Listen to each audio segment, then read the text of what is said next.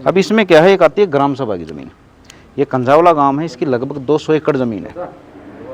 वो 200 एकड़ ज़मीन पे सरकारों ने, उस टाइम की सरकारों ने या सिस्टम ने, उस टाइम के नेताओं ने कैसे लिया झूठ सच बोल के कि उन्होंने कहा कि यहाँ पे हॉस्पिटल बनेगा, यहाँ पे ITI बनेगी, यहाँ पे कॉलेज बनेगा और यहाँ पे एक स्टेडियम भी बनेगा बहुत बढ़िया। उसके डॉक्यूमेंट्स मैं आपको दे सकता हूँ, या आप नेट पे से कहीं भी निकाल सकते हो। राष्ट्रपति जी यहाँ पे उद्घाटन करने के लिए भी आए थे, राष्ट्रपति थे या उपराष्ट्रपति, वो मेरे को डेफिनेशन सही तरह से पता नहीं। हाँ ठीक है, तो वो आए थे, उनका भी उद्घाटन कैंसिल कर दिया। फिर उसके बाद कांग्रेस सरकार आई। कांग्रेस सरकार ने सबसे पहले आते ही क्या किया कि मैं कांग्रेस का, इसमें उसकी पॉलिसी है, वो गांव को कभी भी अधिकार इतने नहीं देती, तो उन्हें क्या किया, पहले वो पॉलिसी कैंसिल करवाई आते ही, क्योंकि अगर ये पॉलिसी आ जाती तो हम उपचार में, हम खेल में, हम पढ़ाई में, हमारी ये जो पूरी की पूरी चैन है 197 गांव की, ये अपर होती, हम पढ़ जाते आगे। अभी 12th तक की हम शिक्षा लेने पाते हैं किसी तरह प्राइवेट या सरकारी स्कूल में पढ़ गए, उसके बाद ऑप्शन नहीं है हमारे बच्चों के पास।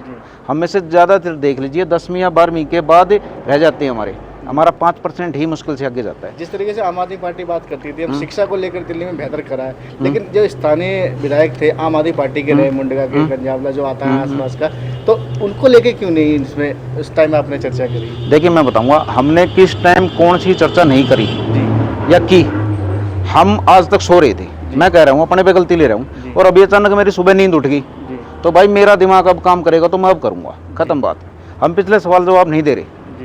अभी MLA के लेवल का काम नहीं है ये सिस्टम के लेवल का काम है।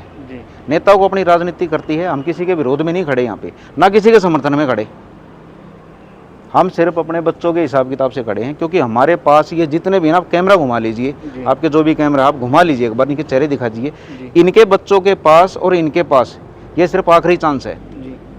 अगर इस 200 एकड़ पे मान लीजिए सलम आ जाता है, जैसे कि सरकारें बिल्कुल नजर गड़ाए बैठी ज़मीन पे, दिल्ली में ज़मीन ही यही बची है, ये सबसे अमीर आदमी हैं, इनको कहते हैं देहाती हैं, ये पिछड़े हुए हैं, लेकिन ये सबसे अमीर आदमी हैं, क्योंकि दुनिया की जो सबसे कीमती चीज़ है ना, ज़मीन, वो इनके पास है। वो किसी ना किसी तरीके से इनकी छीन रहे हैं, और इनके ही धड़े बांट दिए आपस में, इनको ही खिलाफ कर दिया, लेकिन उसमें ज़मीन छीन रहे हैं। छीनेंगे तभी तक ज़मीन, इनके पास ज़मीन रह जाएगी, उसके बाद कुछ नहीं है इनके पास। तो अभी 200 एकड़ पे मान लीजिए सलम आ जाती है, पहले जैसे कांग्रेस ने लेके आई, लेकिन कांग्रेस कंझावला के आदमियों ने विरोध किया। इसमें मैं नाम लेना चाहूँगा, एक तो हैं कंझावला के जोगिंदर डबास जी, जेडी उर्फ जेडी, और इन्होंने विरोध किया। इनकी कुछ टीम थी, मैं उनके नाम सही तरह से जानता नहीं, उन्होंने यहाँ पे सलम आने से बचाया।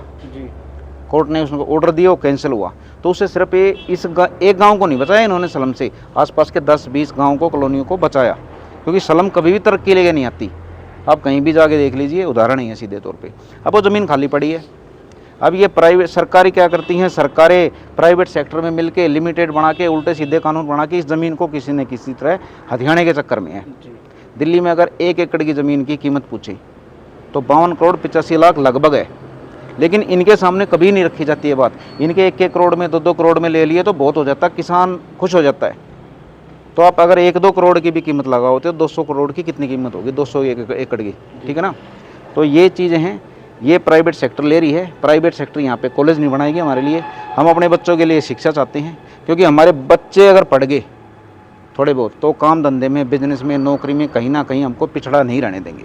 बस हमारे पास आखिरी यही चांस है, इसके अलावा कोई नहीं। इसमें आप राजनीति लगा लीजिए, समाज सेवा लगा लीजिए, कुछ भी लगा लीजिए, हमारे पास जो भी मापदंड आएंगे सामने, शाम दाम दंड और भेद, हम सब कुछ करेंगे इसमें।